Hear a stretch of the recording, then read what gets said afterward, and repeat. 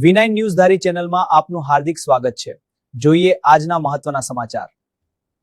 શ્રી રામ જન્મ જયંતિ નિમિત્તે ધારી ગ્રામજનો દ્વારા ભવ્ય શોભા યાત્રા હાથ ધરવામાં આવી।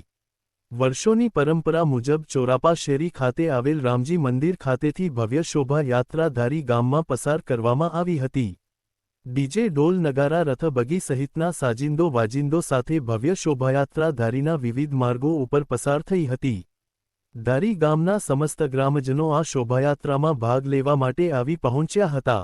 ખૂબ જ મોટી સંખ્યામાં લોકોએ ઉત્સાહભેર આ ભવ્ય શોભાયાત્રામાં ભાગ લીધો હતો।